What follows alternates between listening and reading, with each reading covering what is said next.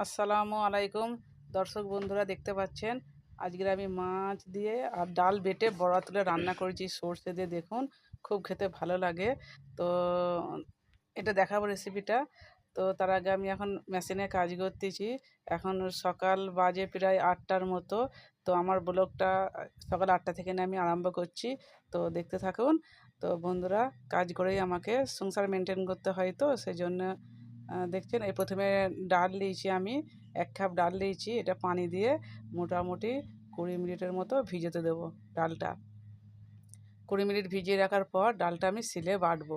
তো দেখতে থাকুন। ডাল তো এমনিতে রান্না খেয়েছো, তো বেটে যে বড়া করে রান্না করে এইটা দেখবেন দারুণ ভালো লাগে। তো প্রথমে আমি পেঁয়াজ নিয়েছি, ধনে নিয়েছি, জিরে নিয়েছি আর সর্ষে নিয়েছি। এইগুলোকে আমি সব একসঙ্গে সিলে বাটবো। তো দেখুন, আর এই ডাল নিয়েছি, ডালটাকেও আমি বাটবো।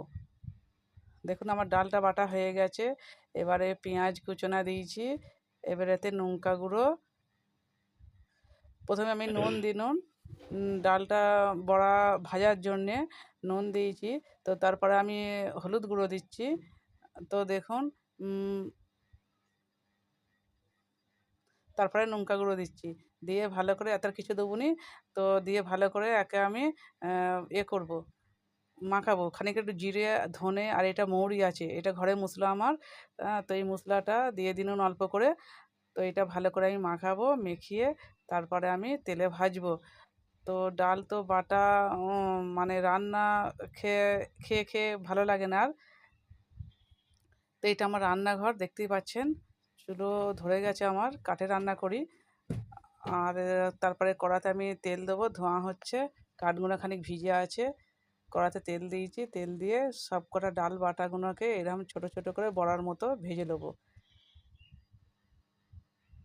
দেখুন সব কটা দিয়ে দিচ্ছি আমি। তো সব দিয়ে ভাজা হয়ে হয়ে গেছে, দেখতেই পাচ্ছেন। তো এটা আমি নেভিয়ে নেবো।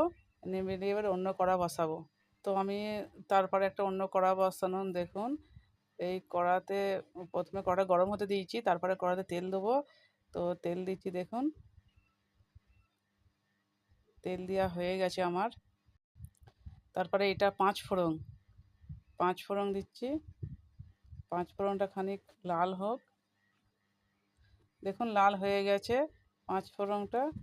তো আমি পেঁয়াজ বেটে বেটে রেখেছিলাম, এই মশলার সঙ্গে পেঁয়াজ আমার বাটা ছিল। পেঁয়াজ আমি কুচিয়ে দিইনি। এই পেঁয়াজ বাটা সর্ষে ফর্ষে যেগুলো আগেই দেখিয়ে দিয়েছি আপনাদের ঘরে। তো এটা ভালো করে লাল করতে দেবো, মশলাটা পাকাবো, নুন দিনুন। মশলাটাকে ভালো করে ভাজবো আগে আমি। এতে টমেটো দিলে খুবই ভালো হয়, কিন্তু আমাদের প্রচুর গ্রামের ভিতরে তো আমরা টমেটো পাইনি, দোকানে নেই। তো যে সেই জন্য আমি এমনি দেখাচ্ছি। তো হলুদ গুঁড়ো দিনুন, আপনারা কিন্তু এতে টমেটো দেবেন, অবশ্যই আরও ভালো লাগবে খেতে। যেটা আমার হাতের কাছে ছিল আমি সেটাই দিয়ে দিয়েছি বন্ধুরা। দেখুন লঙ্কা গুঁড়ো দিনুন। আমার একদম ঘরোয়া রান্না, যেরকম ঘরে আমি প্রতিদিন খাই সেরকম করে আপনাদের ঘরে দেখাচ্ছি। তো আপনাদের কাছে যদি ভালো লাগে তো আমার চ্যানেলটাকে সাপোর্ট করুন বন্ধুরা। সব এইগুলো ঘরোয়া রান্না। এটা মৌরি, ধনে, জিরে পাইল করে গুঁড়ো করা ছিল, ওইটাও দিয়ে দিন। পানি দিয়ে মশলাটাকে ভালো করে একটু ভাজতে হবে, ভালো করে একটু মশলাটাকে কষে নিতে হবে।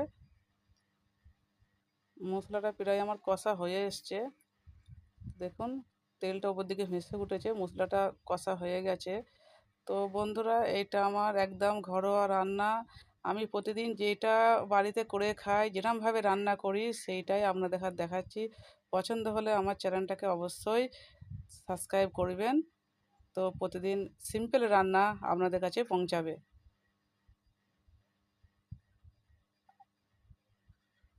তো পানিটা দিয়ে দিন, মশলাটা কষা হয়ে গেছে, পানিটা দিয়ে দিন, অল্প করেই দিন। যেহেতু মাছ আর বড়া, এটা আগের দিনের মাছ আমার ছিল 4 পিস, তো সেটাকেই আমি রান্না করে আপনাদের ঘরে দেখাচ্ছি।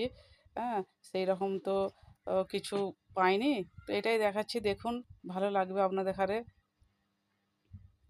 তো যে ডালের বড়াগুলো আমি ভেজে রেখেছিলাম সেইটাকেও আমি দিয়ে দিন। এবারে ঢাকা দিয়ে দেবো। দেখুন বন্ধুরা, বেশি নয়, 5 মিনিট পরে আমি ঢাকাটা খুলছি, কারণ বেশি কিছু সেদ্ধ করা তো দরকার নেই এতে। তো 5 মিনিট পর আমি ঢাকাটাকে খুলছি। আমার বড়াগুলো প্রায় সেদ্ধ হয়ে গেছে, তরকারি হয়ে এসছে। তো দেখুন বন্ধুরা, তরকারি আমি আপনাদের এখানে চুলোর কাছ থেকে নিয়ে আমি নামিয়ে দেখাচ্ছি। তো দেখুন বন্ধুরা, তরকারিটা আমার যদি ভালো লাগে, ঘরোয়া রান্না, আমার চ্যানেলটাকে সাবস্ক্রাইব করবেন বন্ধুরা।